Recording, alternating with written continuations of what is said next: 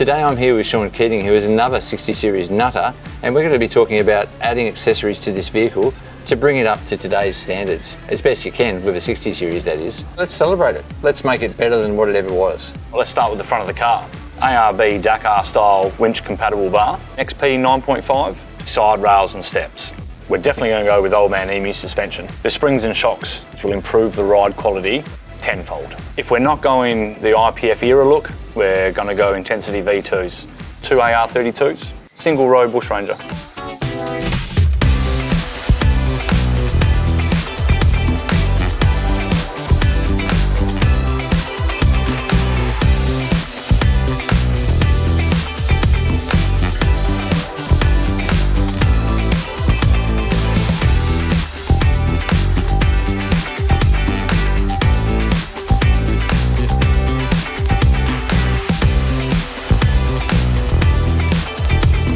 Now that was our wish list, but as we know, best laid plans, sometimes you just have to change a few things, and that's exactly what we've done. So the Sandy 60 has had an absolute working bee today. A team of 8 guys at ARB Wangara have actually smashed it out. They've put all the accessories on and they've done a fantastic job.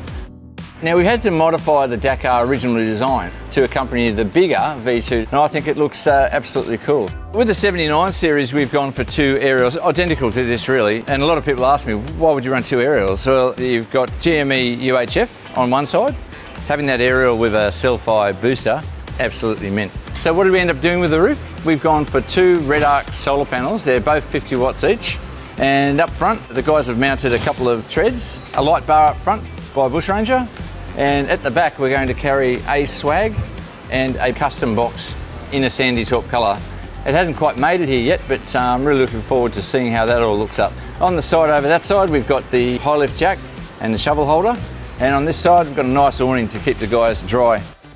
On the Sandy 60 I've gone for KM3s. I just absolutely love them on the 79. They're a great gripping tyre in all conditions. They're not noisy. People think that muddies are noisy. These are the first muddies I've ever run that haven't been noisy, so I'm really impressed with that. I love the ROH Vapor. This particular one is a little bit different to mine. Mine is a positive 41 offset. This is a neg 13, so it's got this beautiful dish. I kind of wish I could put them on the 79 to be honest, but they don't suit that system. We originally were talking about going an extra leaf, but in the 79 I do have varied weights that I travel with, and I find with the link system, working with the Airbagman airbags, it's just such a great combination. If I'm running empty, we can run 5 PSI, but if we've got a little bit of extra gear, say when we're crossing the desert, we can actually put a 12 PSI or 15 PSI, not too much, and it will give us a better ride. Now let me show you something really cool. These windows on the rear of the Sandy 60, they're actually gold wing windows. They're from 3XM. You can get access to the back of the vehicle, which with the zero fridge inside, reach in, grab a water. How trick is that? So this is the Safari snorkel for a 60 series. Obviously very different to the Armax snorkel that I'm running on the 79. This is all that we needed back then, so yeah, should serve us well. Jaden from Distorted Paint popped down to ARB Wangara and did a bit of a test fit on this custom bonnet. I've got to tell you, I think it looks absolutely mint. I can't wait to see it with a lick of paint. I think it's going to transform the vehicle. So I had a bit of a chat with the guys from On Track Fabrication, and I told them one thing, that I really like the original styling of the original bar. So they took that on board and have produced this custom bar which follows those original lines to a T. All these original curves of that bar are followed, but it's in a bloody hard steel.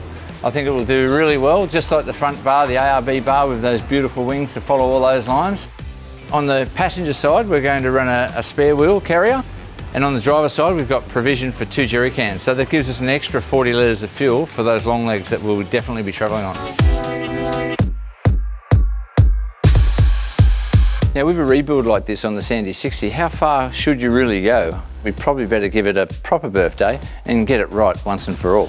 Give it a crack, Ben.